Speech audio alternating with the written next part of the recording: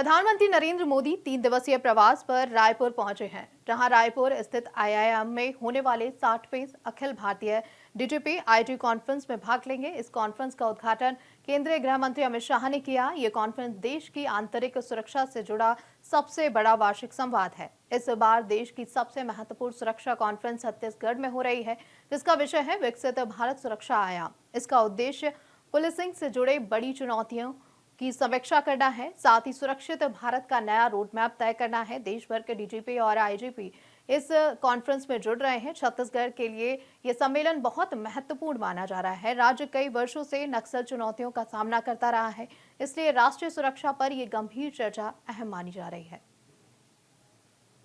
वहीं इस खबर पर ज्यादा जानकारी के साथ हमारे साथ जुड़े हैं अमर सदाना।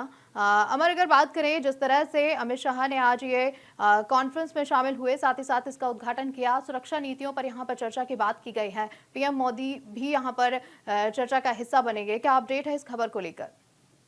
बिल्कुल, रायपुर में आयोजित 60वें अखिल भारतीय डीजी और आईजी सम्मेलन का आज दूसरा दिन है और सुबह से ही ये बैठक चलती रही। पूरे देश के जो पुलिस अधिकारियों की मौजूदगी में प्रधानमंत्री नरेंद्र मोदी और केंद्रीय गृह मंत्री अमित शाह के नेतृत्व में बैठक जारी रही और दोनों ही वरिष्ठ नेता उपस्थित रहे। इस दौरान जो है राष्ट्रीय सुरक्षा के जो सलाहकार है अजीत डोभाल भी उपस्थित रहे। सम्मेलन के जो दूसरे दिन आज कई राज्यों के जो डीजीपी है वो अपनी प्रस्तुतिकरण दिए और जिनमें राष्ट्रीय सुरक्षा पर उभरते खतरे और पहले दिए गए सुझावों की जो समीक्षा है और महिला सुरक्षा पर तकनीकी रूप से किस तरह से आगे बढ़े देश और इस पर जो है विशेष रूप से चर्चा की गई। मैं आपको बता दूं कि दिन भर जो बैठक चली उसमें प्रमुख रूप से जो है पुलिस के जो प्रशासन है उनके सामने जो नई जो चुनौतियां जो खड़ी हुई है वो विशेष रूप से उसको भी ध्यान में रखा गया और जो जन आंदोलनों के दौरान जो व्यवस्था बनाए रखने के लिए जो बेहतर तरीकों पर चर्चा होने के साथ ही विदेशी भगोड़ों को वापस लाने की रणनीति भी इस बैठक में तैयार की गई। तो कुल मिला के देखें तो जो फॉरेंसिक तकनीक है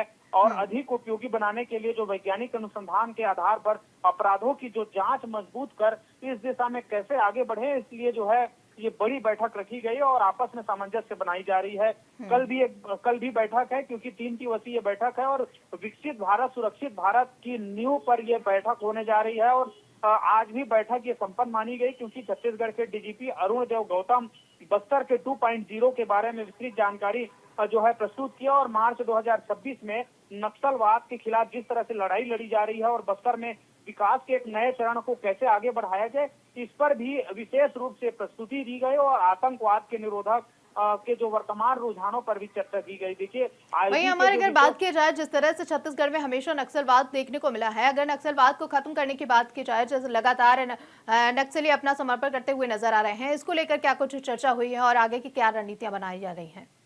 बिल्कुल, प्रधानमंत्री नरेंद्र मोदी सुबह 8:15 बजे आईआईएम पहुंच गए और उसके बाद जहां उनका स्वागत किया गया और कार्यक्रम आयोजित किया गया। स्वागत के तुरंत बाद वे लगातार 12 घंटे तक चलने वाली जो विभिन्न बैठकें हैं इसमें शामिल हुए और इन बैठकों में आतंकवाद, साइबर सुरक्षा और नक्सलवाद और राष्ट्रीय सुरक्षा से जुड़े कई महत्वपूर्ण मुद्दों पर विस्तृत विमर्श हुआ। क्योंकि देर शाम प्रधानमंत्री स्पीकर हाउस पहुंचेंगे और वहीं रात्रि विश्राम करेंगे, तो सुरक्षा के दृष्टिकोण से भी अहम माना जा रहा है क्योंकि प्रधानमंत्री, देश के प्रधानमंत्री और देश के गृह मंत्री और पूरे देश के जो है आईपीएस और आईएएस अफसर यहाँ पे जो है मौजूद हैं, तो इस लिहाज से भी जो सुरक्षा के दृष्टिकोण से भी अहम माना जा रहा है छत्तीसगढ़ में। जी, वहीं अगर बात करें, ये कल भी बैठक चलने वाली है और ये सुरक्षा का विशेष ध्यान रखते हुए की जा रही है। अगर सुरक्षा व्यवस्था की बात की जाए तो बड़े बड़े नेता और साथ ही साथ आईजी और डीजीपी भी यहाँ पहुंचे हैं, तो कैसी क्या सुरक्षा एजेंसियों के द्वारा यहाँ पर सुरक्षा व्यवस्था की गई है? खासतौर पर अमित शाह भी यहाँ पर पहुंचे हुए थे।